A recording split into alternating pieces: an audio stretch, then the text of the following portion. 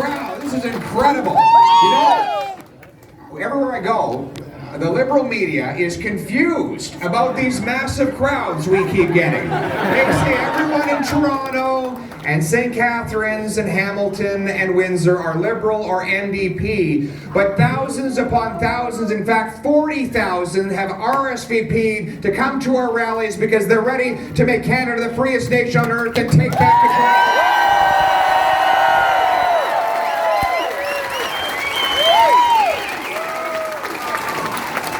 How about my incredible wife, Pierre Poilievre?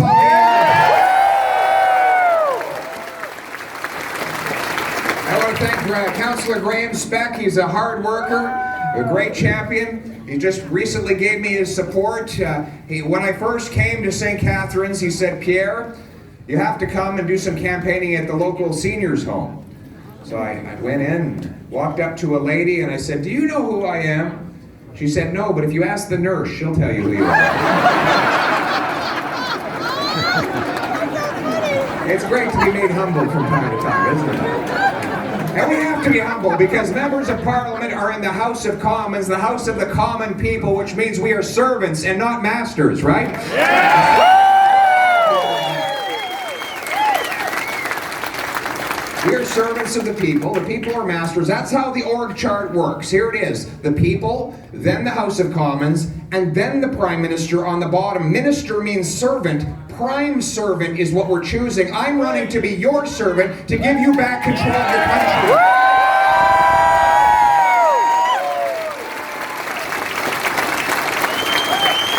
My wife's family came here for the same reason so many millions of immigrants over centuries have come here, which is to have freedom, right? They didn't come here for free stuff.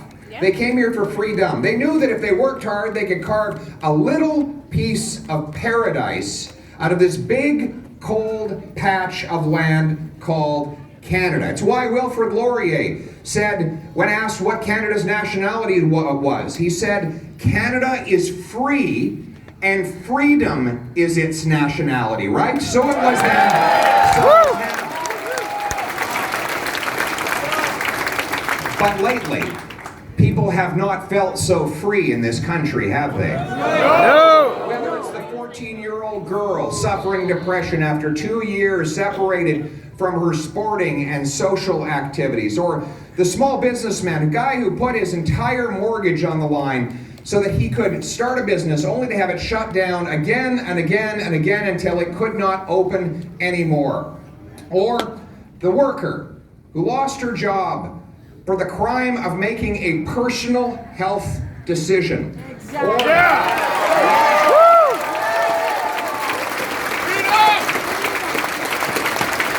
Or the heroes that brought our goods and services across the border so we'd have food on the table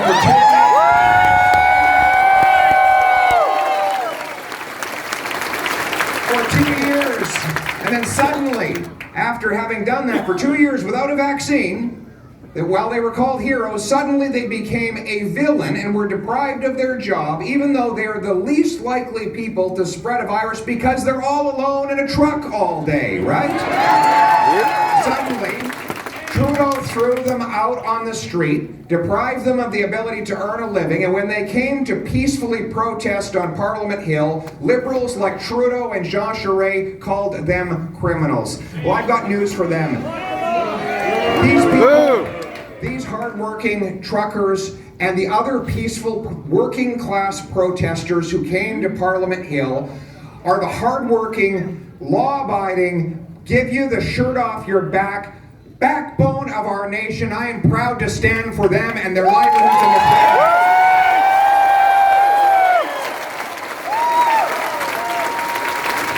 And that is why I will continue to fight tooth and nail to put an end to all the vaccine mandates and passports to get people.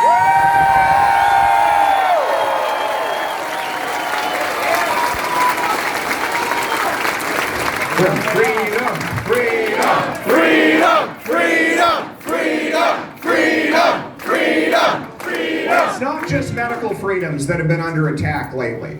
Think about the single mother who's now skipping meals so that her kids don't have to, because food price inflation means 4 in 5 families have cut their diets because they can't afford groceries. Or the working guy who can't afford, on the weekend, the freedom of going out and hunting or fishing because gas prices are now $1.70 a liter because of the inflation and the carbon tax that Trudeau has imposed federally and in Quebec, Charest imposed provincially. Or the 32-year-old who's still living in his mom's basement because he can't afford the $874,000 it now costs for a home. You said you have a son like that? 36. 46. 46 years old, still living with 36. Sorry. I gotta get these damn glasses fixed. These glasses are terrible. I want my money back for these glasses. You are not, you're 26. Stop it. Listen. Regardless, the reality is so many, it was funny, the other day I was in Vancouver and I said, if you are 36 and you're living in your mom's basement, how do you even bring a date home? and she says, through a backyard. Now, there was a lady in the crowd there who said, very carefully. But seriously, you think about the attack on someone's personal psychological security when they're well into their 30s and they can't afford the home. That means collateral, credit history, home equity. The number one savings vehicle for Canadians is their homes. You can't retire if you don't have that buildup of home equity. And so many people are deprived of that because they're priced out of the market. Why is this happening, my friends? Well, because the government decided to print $400 billion of brand new money, pump it into our financial system. Of course, the privileged and well-connected, those with big collateral and banking relationships, got first dibs on all that money. They used it to bid up asset prices. The CEOs used it in order to encourage the share buybacks so they could boost share values and their own bonuses. The super rich got richer. It's a transfer from the have-nots to the have-yachts. Meanwhile, the wages of the working people get cut. Back in the era of Henry VIII, he was known for cutting off the heads of his citizens, but he also cut the edges off the coins. Because they had the British pound, which was a pound of silver, and he'd cut the edges off and melt down those edges to make more coins so he could spend more on his luxuries, right? So, if you ever have a quarter, anybody got a quarter handy? In Canada today, if you're broke, everyone's broke here. All right, give me a quarter. I promise to give it back. I'm not a liberal.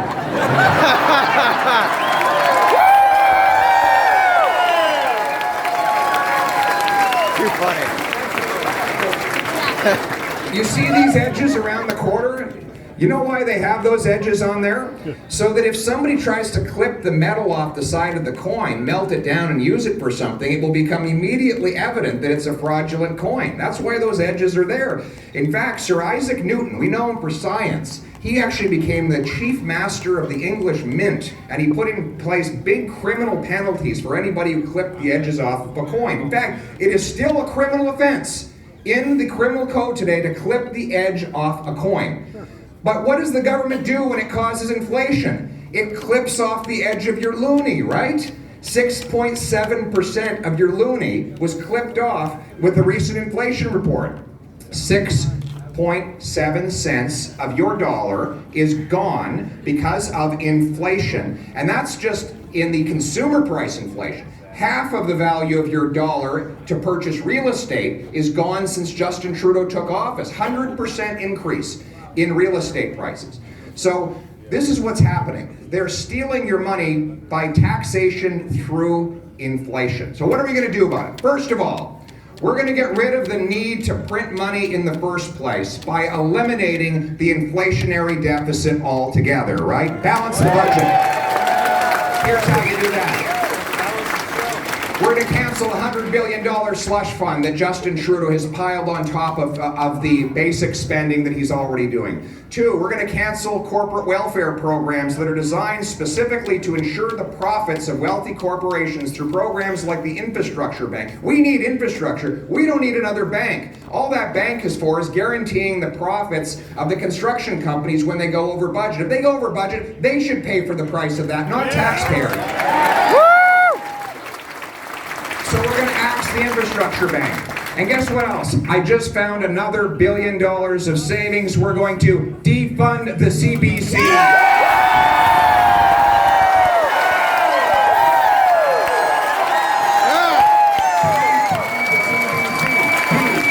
the CBC! Defund the CBC!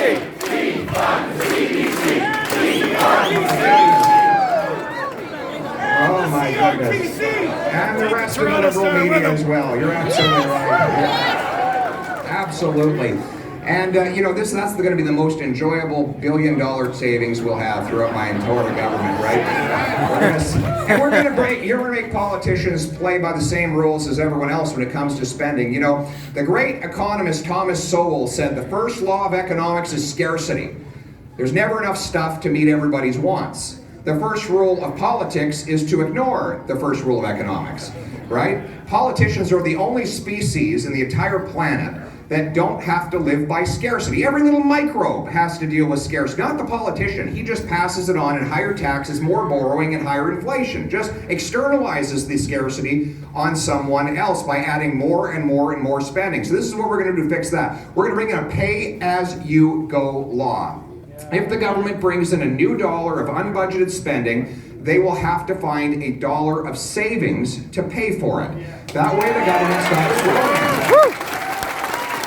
They did that in the United States in the 1990s. They brought in a pay-as-you-go law. Within a few years, they had a balanced budget. For the only time since I've been born, the American government balanced its budget. Congress let the law lapse, and within 2 years, they were back into deficit. That just shows you, politicians need to live by the same either-or scarcity that families do, so they make real decisions with money. It's not and, it's this or that, just like you do at home. Little Johnny wants to go skiing. Well, this year he can't play hockey. Either that, or you've got to find a bargain on both skiing and hockey because you have to live within the budget. The people pinch their pennies. It's time for the politicians to pinch their pennies.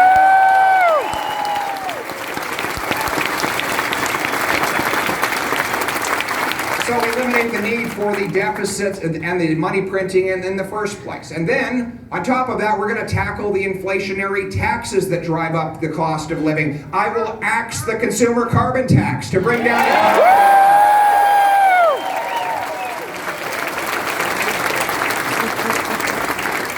And then we're going to reinstate sound money. I'm going to redo the Bank of Canada's mandate so they get back to their traditional job. The job of a central bank is to protect the purchasing power of the money. The money supply should only grow with the output of the economy, so that if there is more output, there are more dollars. But if the economy doesn't grow, then you can't have more dollars chasing fewer goods. You just end up with higher prices. If you have 10 loaves of bread, $10, it's $1 a loaf. But if you double the money supply to $20, it becomes $2 a loaf. You know what we need to do? Keep the money supply consistent with the underlying output of goods and services. The mandate of the Bank of Canada will no longer be to print money for politicians to spend and for the wealthy to borrow, but instead to protect our purchasing power and keep inflation low.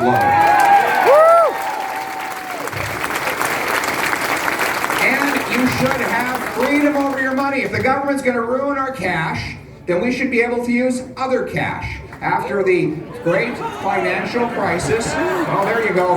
He's got a suggestion, everybody. I'm not an investment advisor, but I want him to have the freedom to hold that sign and make that decision, right?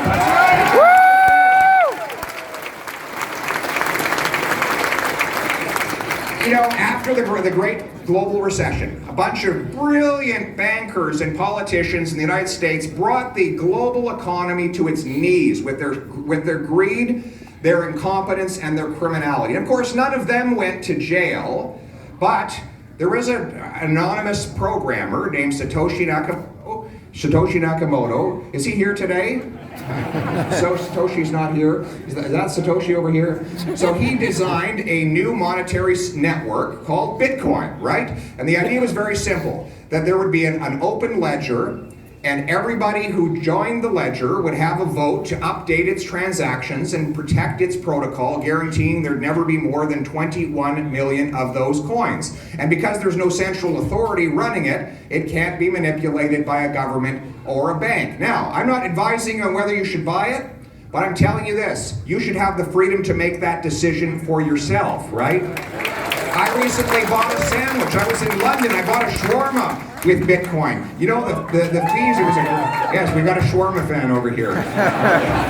Anybody in the retail business? Anybody say, yeah, what do you pay to the credit card companies when you have people buy with that? 4.5%. 4.5%. You know what I paid on this sandwich?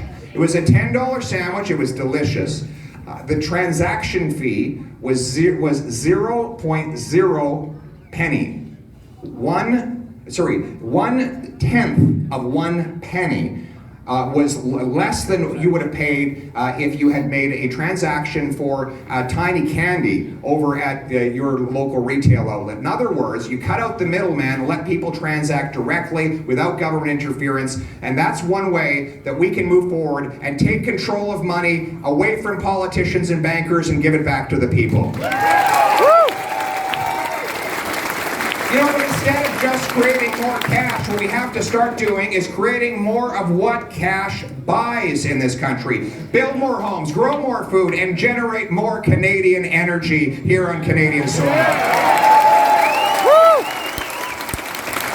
You know why housing is so expensive? We have so little of it. And Canada has the lowest number of houses per capita in the G7. Why? We have the most land. And we have the fewest people. We should have cheap housing in this country. We have so much land to build on. The reason is that we have government gatekeepers who stand in the way of construction. In Vancouver, the cost of government regulation, that's the permitting, the charges, the fees, the taxes, the lawyers, the accountants, is $644,000 for every unit of housing. In Toronto, it's about $230,000. Now this is great for the millionaire mansion owners who already have a house. They get to build a big gate around the neighborhood and keep everyone else out. Our immigrants, our working class, and our youth are shut out while a privileged few profit from the limited supply of houses. So here's how we're going to fix that. A Poilievre government will tie future infrastructure money for large cities to the number of privately built homes that actually get completed. So here's how it will work. In Toronto and Vancouver and other overpriced housing markets, they will have a target. They have to increase the number of housing construction units that they bring onto the market every year by 15%, or I will withhold some of their federal infrastructure money. That's how it has to be. And I'll redirect that money to a building bonus so that municipalities that actually do increase the construction will get an extra $10,000 per unit completed that they can spend on their local infrastructure. Tie the money to results. Get the houses built. Then we're going to get rid of the gatekeepers in our energy sector, aren't we? We're going to build Canadian pipelines with Canadian steel to get Canadian...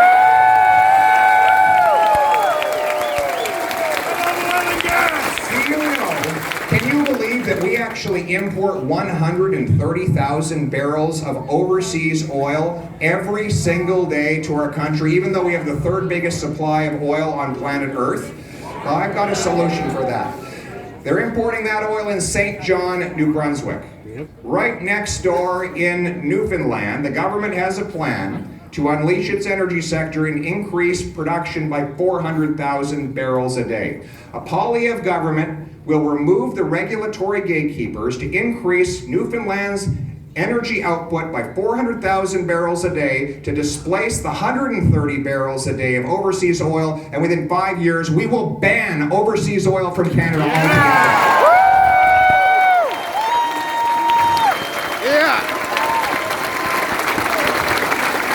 And it's not just oil, it's natural gas. Natural gas as well, right? We have 1,300 trillion cubic feet of natural gas beneath our feet. The closest point to Asia is actually BC. The closest point to Europe is Newfoundland. So we have a massive shipping advantage in getting our product to market. We can beat those the investors down in the Gulf Coast. We know what else we have up here? We can liquefy our natural gas, because you know how you liquefy something? You cool it down. What do we have? Cold weather. It actually makes it 25% cheaper to cool natural gas and turn it into a liquid. And you know, cold is our #1 natural resource. It has been so cold. It was so cold last winter, I even saw some liberals with hands in their own pockets.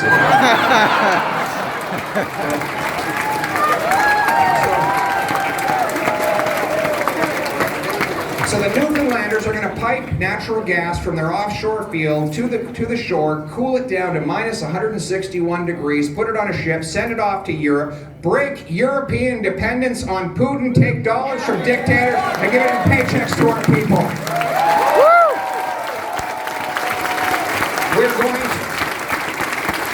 We're going to unleash the production of Canadian uranium so that we can have nuclear power in this country and around the world.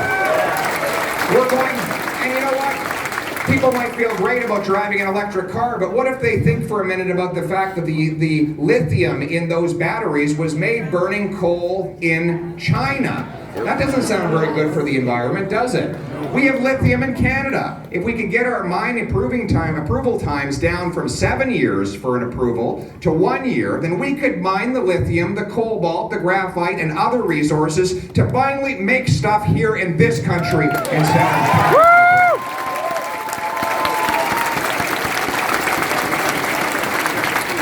We're going to bring back our manufacturing. Right now, it's sick. We rank 36 out of 37 OECD nations for the time it takes to get a building permit. That's why we don't make stuff in Canada anymore, because gatekeepers don't let us make stuff. I'm going to set a national goal and sit down with all 3 levels of government. Let's put our heads together and find the way for Canada to be the fastest place on earth in which to get a building permit so we can bring our jobs back to this country.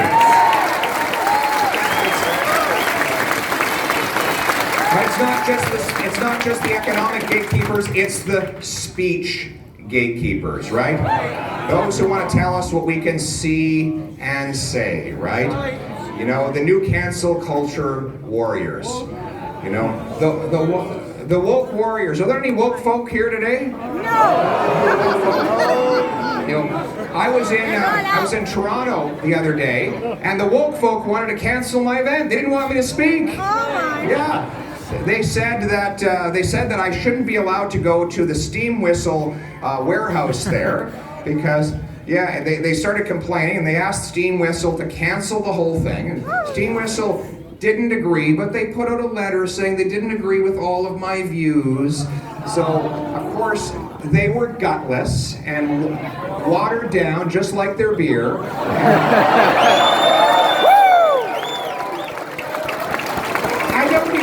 Their beer. If they told me they didn't like my views, I would have gone to a better location, frankly, and got a better beer to drink, right? I like a strong beer with flavor. I don't like watered down anything, not watered down politics either, right? But, you know, seriously, Trudeau has taken this to the next legal level. He wants to bring in C11, which would give the CRTC the ability to decide what is Canadian enough for you to see, right? So if CBC plagiarizes a CNN story from Washington, D.C. that doesn't even mention Canada, that would be considered Canadian content. But if the soccer mom makes a video and puts it online to talk about raising funds for the local soccer league, even though it's shot in St. Catharines by a Canadian woman about a Canadian soccer club, that would not be Canadian content according to the government censors in Ottawa. But this is not about Canadian content. This is about control. It's about control. It's about telling Canadians what they can see and say. And that's what the woke movement is all about. You know, they divide people along race, gender, vaccine status, and every other irrelevant characteristic. Why are they always trying to turn us against our neighbors? Divide and conquer, my friends. divide and conquer. Because they want you to be afraid of your fellow citizen. If you are afraid of your neighbor, your co-worker, your truck driver, then you might just turn to Justin Trudeau and ask him to protect you by giving him more power. That's what this is all about. It's about more power for the state and more servitude for the citizens. So here's what we're going to do, folks. I will repeal C-11 and bring back free speech.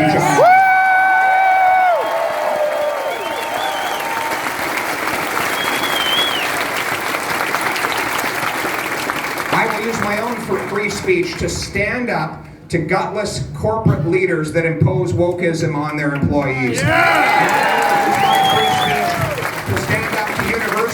Universities that censor free thought on campus. Our young people should be able to go to universities and college, exchange ideas, have debates, let the best ideas win through open debate. And instead of divide and conquer, we will unite for freedom in this country, right? Freedom! We will unite for freedom. Freedom is unifying. Here's why. Control is a zero-sum game. If one person has more control, someone else has to have less. That's why in big government societies, people are always at each other's throat, always fighting with each other, because they're fighting over a scarce commodity, which is control and power. Freedom is infinite. If your neighbor has more freedom, it doesn't mean you have less. It probably means you have more, right? If a Muslim has more religious freedom, it means that you as a Christian probably have more religious freedom. If your local small businessman has less red tape and more economic freedom, it probably means that you then have the freedom to buy more affordable goods at his store. If the new immigrant who comes here as a doctor has the freedom to actually work in his profession instead of being blocked by gatekeepers, it probably means you have the freedom to go and see a doctor, right? That's why freedom builds on freedom. That's why freedom leads to harmony. Because your freedom is my freedom. Our freedom is everyone's freedom. There's enough freedom for all of us, right? Freedom. Unite for freedom. But I can't do without you, folks. How many of you have your party membership so you can vote? Because if you don't have a membership, you can't vote in the Conservative leadership race. Every single person needs to be a member if they want to vote to make me the leader of the Conservative Party so that I can take on Justin Trudeau and beat him in the next election.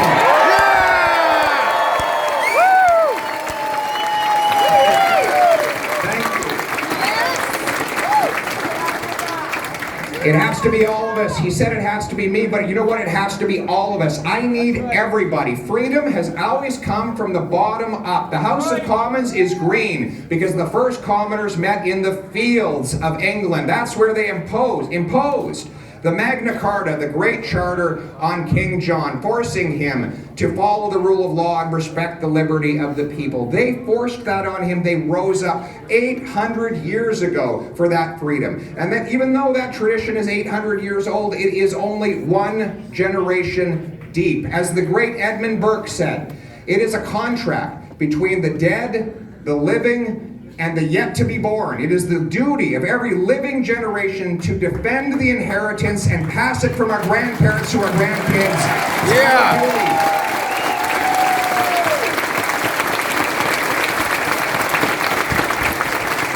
So let us now, in this moment when freedom is at peril, let us now stand up and defend that inheritance. Let us stand up for medical freedom by putting an end to the vaccine mandates, for economic freedom by giving people the freedom to own a home. Let's stand up for freedom of speech, freedom of association. Let's stand up for all the great freedoms that we inherited in the words of the great Canadian Prime Minister John Diefenbaker when he signed our Bill of Rights.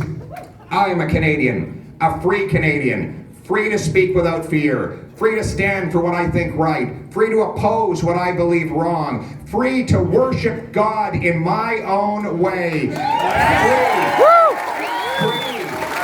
free to choose those who shall govern my country. It is this heritage of freedom I pledge to uphold for myself and for all of mankind. Thank you very much.